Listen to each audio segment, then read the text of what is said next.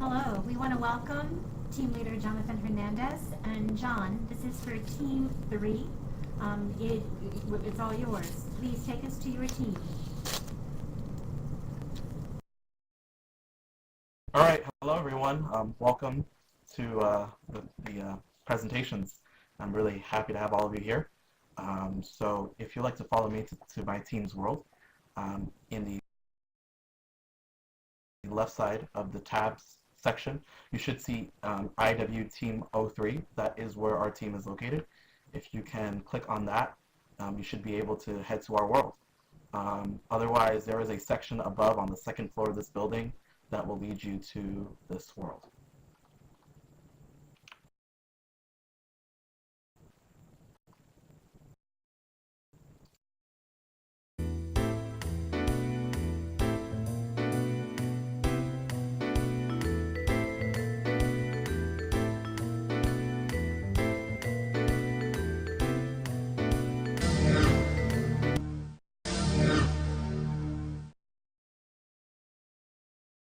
Please begin. I think things are now, almost everything is now loaded. So please begin. Thank you, Sharon, and everyone for coming here. My name is Jonathan Hernandez. I'm currently a mechanical engineering student from New Jersey. I'm in my second year of the program. I am here with Team 3, which is the team I've mentored, also known as Below Zero, and they will be here to introduce themselves and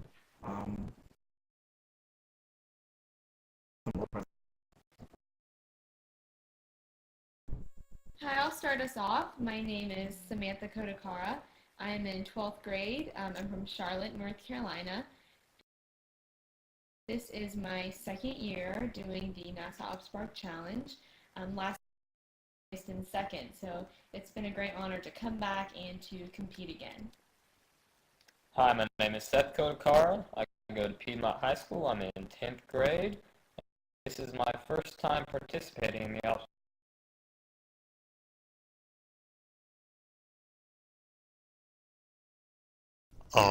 Hi, my name is Cooper. I'm from Independence High School. I'm a sophomore there in the Academy of Engineering. Um, I take engineering classes and I'm really into that. I want to go into that in my future. And this is the time taking on the challenge. just that more notes. To my right, there is a little corridor where you'll learn more about who we are in our little just see about etc. And our interests. Samantha, if you'd like to take the floor, go ahead. So before I begin, Seth and I are actually sharing the microphone and audio, so if somebody's speaking into the same computer. Hello again. I will be speaking to you a bit about the issue that we decided to focus on. So our spin-off attempts to solve the problem of lack of consistently adequate refrigeration in developing countries. We chose to focus on this issue because, as a group, we were exposed to the need for refrigeration by my mother, who is how many HIV/AIDS medications require specific storage temperatures to remain effective. And we actually have a slide kind of all about antiretroviral drugs and how important they are in the treatment of AIDS, yet how many developing countries simply don't have the right mechanisms to store these treatments. So our group realized that our spin-off, which is titled The Cool House, could solve multiple food, dairy, or seeds for agriculture for extended periods of time. And of course, agriculture is such a crucial element in helping developing countries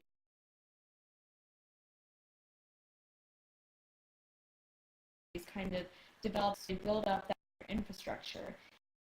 And something that's quite interesting is that up to 40% of a crop can be lost due to improper storage.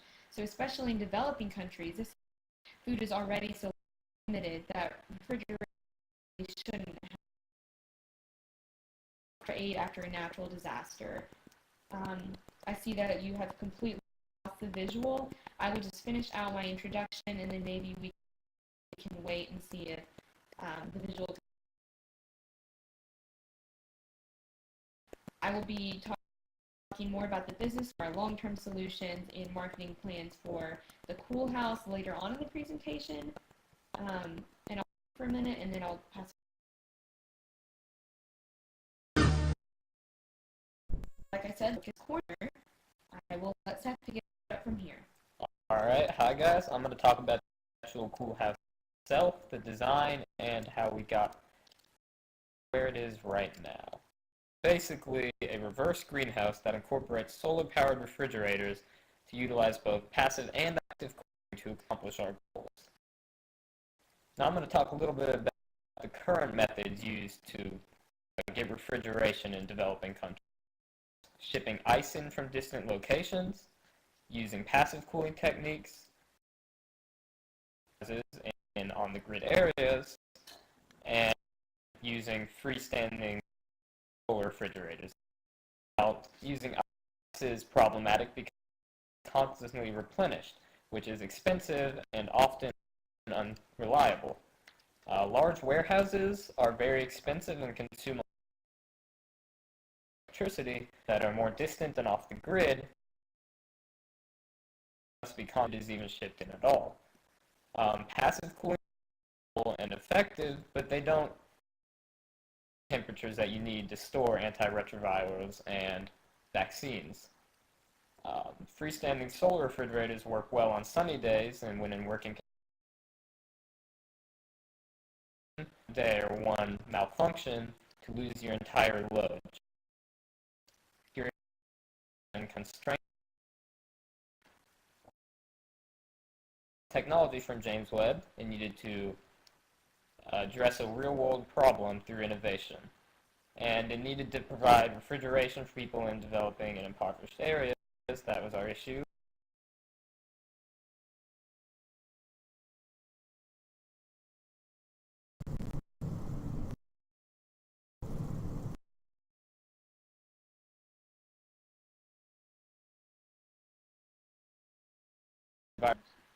It has to be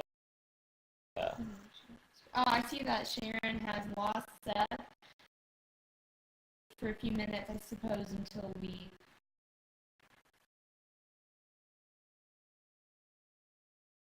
Alright, I see everything's back in working order now. If you follow me around the corner here, you will see two solar-powered refrigerators manufactured by Sun. Samantha will talk a little bit more about that when she gets into the business plan.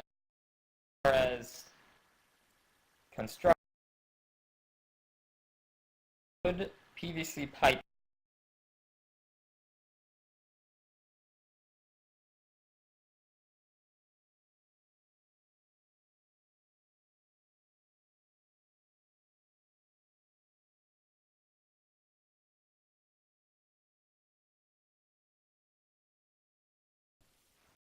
Hi, can you hear me? This is Samantha. Okay, so Seth is just going to read off of my computer right now. Alright, so now I'm going to continue around this corner and talk more about the design of the pros and cons of the wooden structure. And now wood is good because it's cheap, it's renewable, it's durable, and it can be used in a wide range of climates, but it doesn't termites, and it could crack under intense things aren't likely to be found in our target areas. And here we have some information on the cost. We'll hit more about that later on in the presentation. And when we were at came up with two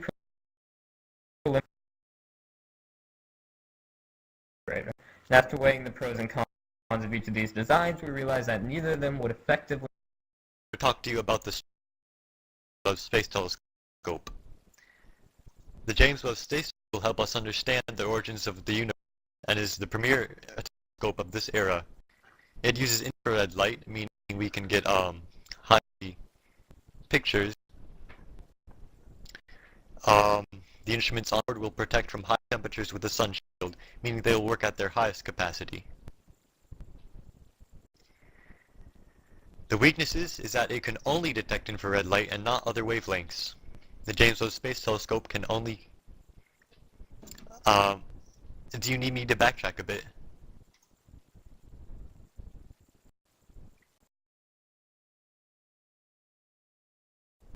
Okay, I'll continue then.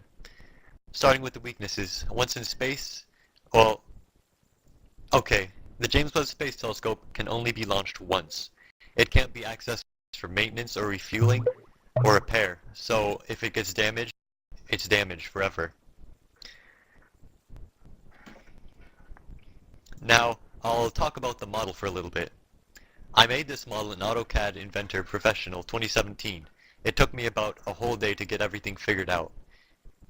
I had to use a variety of new techniques that I didn't learn in my engineering classes, such as work planes and putting parts into an assembly. I'm proud with how it turned out. Now, I'll talk about some of the technologies we used. Refrigeration works by evaporating and condensing a coolant as a means of extracting heat from a body. On the James Webb Space Telescope, the principle to keep the sun shield layers cool, using a series of pumps. In the storage refrigerators, this principle is used to keep the medicine and food inside cool, which is very important. Solar panels are used to power the James Webb Space Telescope. They convert light energy into electricity. For the cool house, we plan to have the solar panels on top, and they will be powering the refrigerators. Keep all of the medicines and foods cool. Now let's talk about Kapton E, an important. It's as thin as a human hair.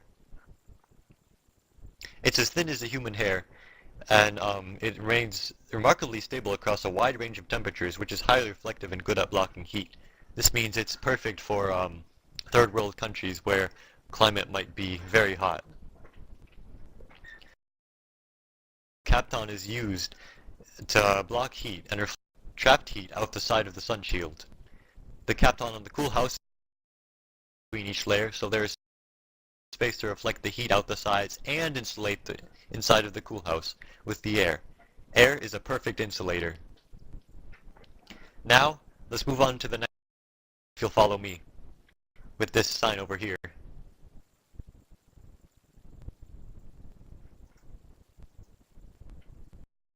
I'll make sure everybody is here before I continue.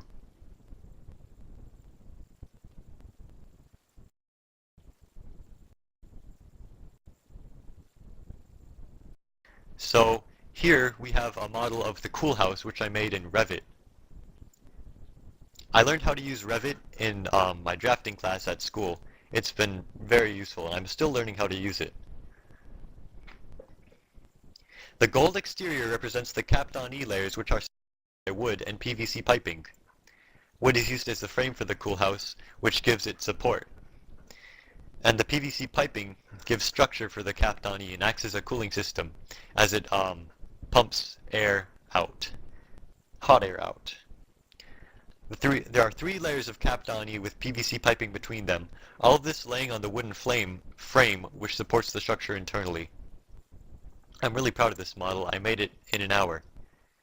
And we'll continue on to the next part. I'll pass it off to Samantha.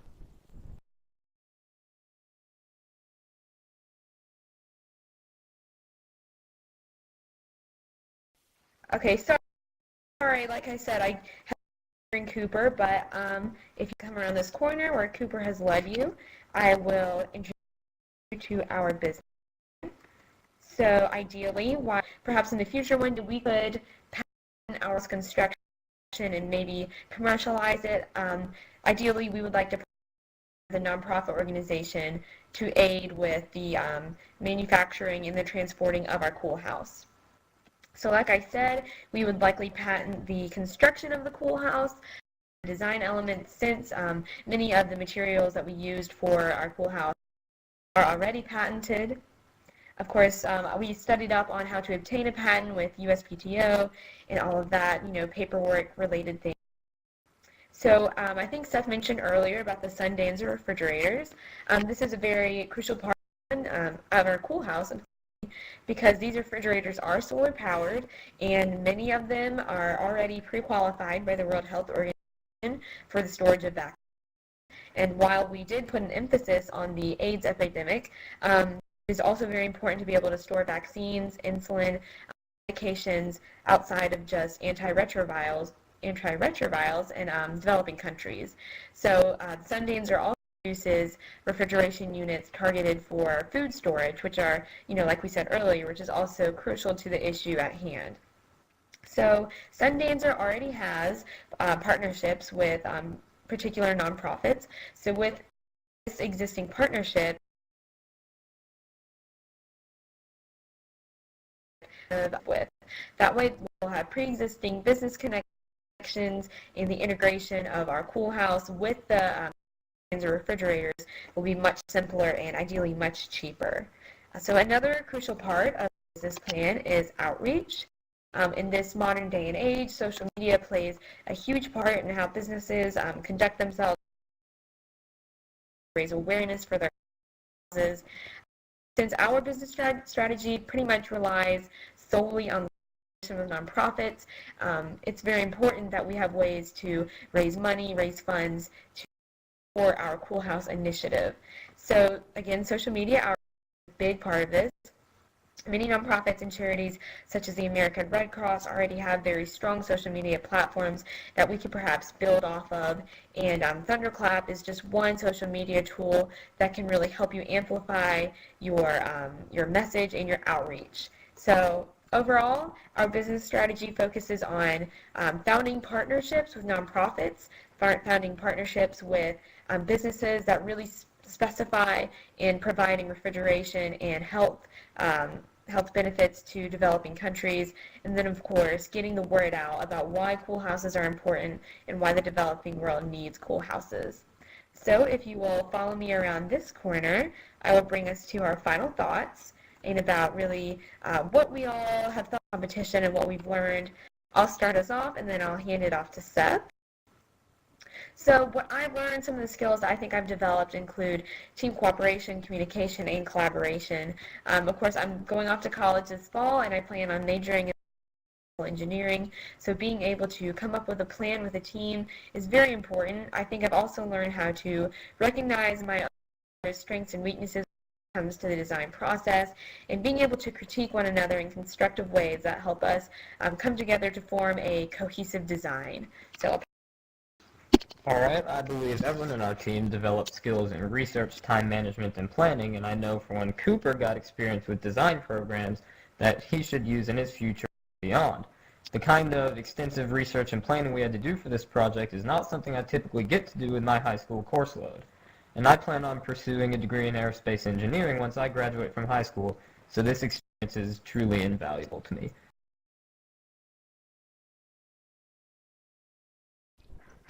As a team, I think we all got better at working together and I think one of the best things we did was section off the work and capitalize on our skills. For example, I worked on the CAD models because I had more experience with that. They did a really good job of putting all the research together and putting together this presentation. And on the challenge before.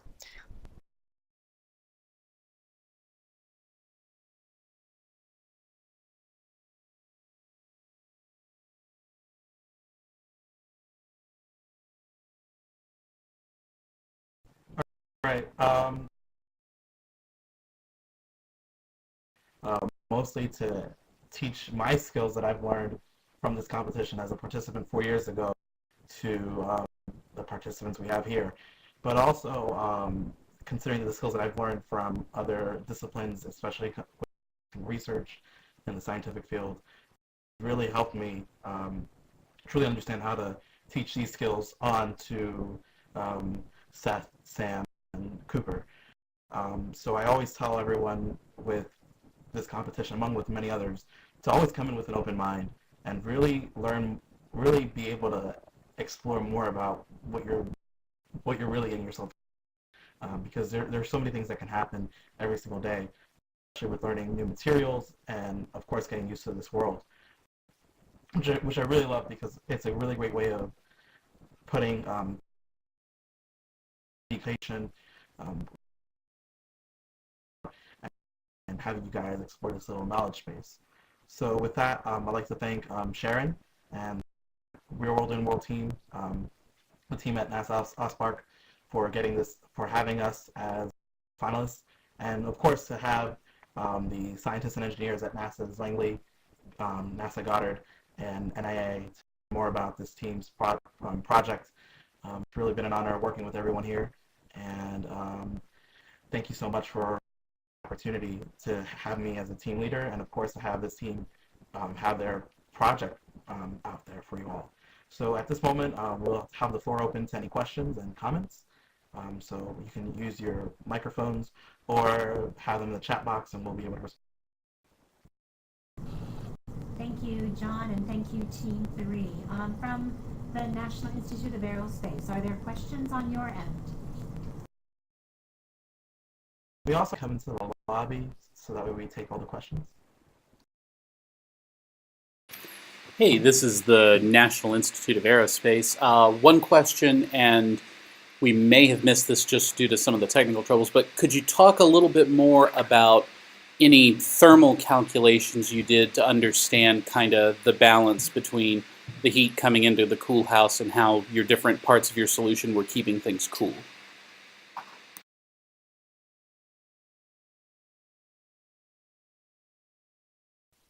I think Seth is going to talk about that. We're throwing a microphone, sorry. Alright, well, obviously the sun shield utilizing Kapton is designed to block heat out, but obviously some heat will get through, maybe through an open doorway, whatever.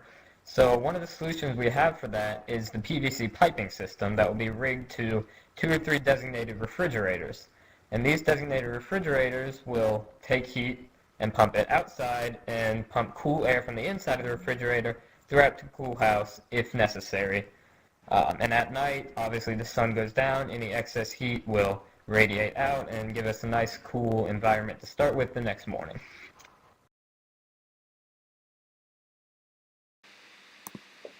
Did you have any, so I think that's an interesting concept there. Do you have any math that goes with it, or did you just sort of think about it from a conceptual point of view?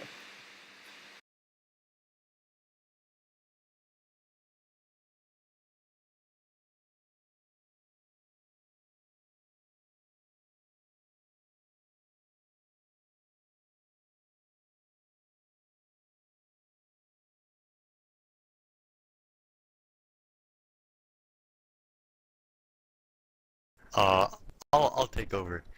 Um, I don't think we had much math behind it. I believe it was almost entirely from a conceptual perspective.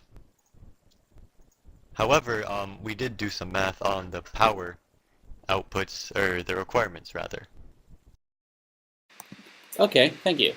Another question is, did you look at all into the implications of transporting both the materials to build the cool houses and then transporting the supplies you were eventually going to store in the cool houses? You mentioned that, you know, some of the villages you might go to might be pretty remote. Do you have any thoughts on how you would go about dealing with the transportation of things and the setup to those remote locations? Hopefully that would be taken care of by the companies that we partner with, nonprofits. But we didn't do any extensive research into that. Okay, thank you.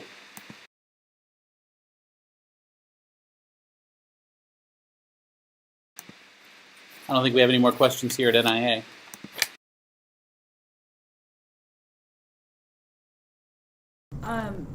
Here's Brooke at Goddard. Just a quick question about your patent strategy. You say this is going to be set up under a nonprofit, but you want to sell the patent. Is your motivation there to prevent anyone else from making the cool house, or just to prevent someone from stopping your partners, potential partners, from making it? Have you thought of just doing a defensive publication instead? Hi, I'd like to answer that. We want to patent the construction of our cool house to protect our design, and yes, I think we would like to have rights over this design when it comes to partnering with nonprofits. We also wanted to patent it because maybe sometime in the future we would be able to commercialize the cool house and be able to sell it to maybe communities across the world who are kind of in the stage between developing and developed, where they might still need kind of a long-term solution for refrigeration, but they have the economic stability to perhaps purchase these units on their own. And of course, that's more of a conceptual idea rather than just protecting our idea and our design. Okay, thank you. And then just as another tangentially related question, why did you choose the size of cool house that you did? I was a little confused about why it had to be what seemed to be a walk-in when the stated purpose was for vaccines and possible seed storage. So are people intending to sleep in it if it gets to a heat wave or something? I don't believe so. I think that we made it this size just to show what it's about. I believe it can be downscaled, and if it's downscaled, it would work more efficiently. So we're likely to, if we do send out smaller models.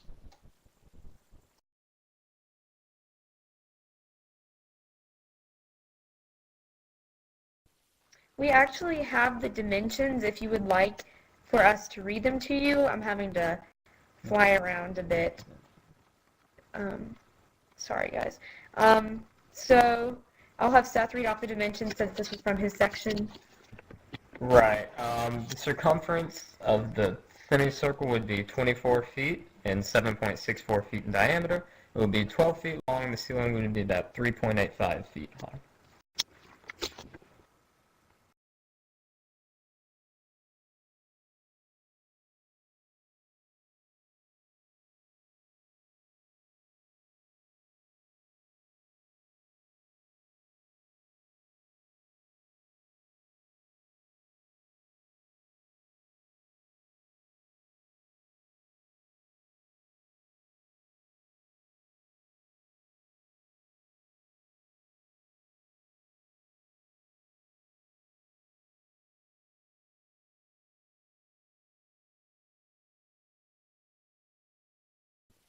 So those dimensions were 24 feet semicircle circumference, which makes a diameter 7.64 feet, and it's 12 feet long.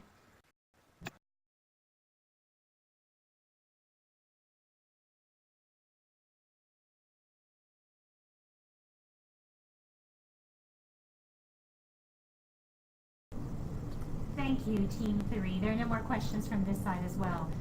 Both sites from NIA and from NASA Goddard want to thank you. Jonathan, as a team mentor, thank you for all of your leadership, and for the team for all of your hard work. It's evident and very clear that you guys have thought very carefully about this project, and we appreciate your involvement from the very start. Sam, we're also excited to see that you and Seth have returned for a second year. That always warms our heart when we see people coming back to the challenge again. We want to thank you all. We're going to head back to the lobby so that we can pick up with the next team, but please know that we appreciate all of your very hard work.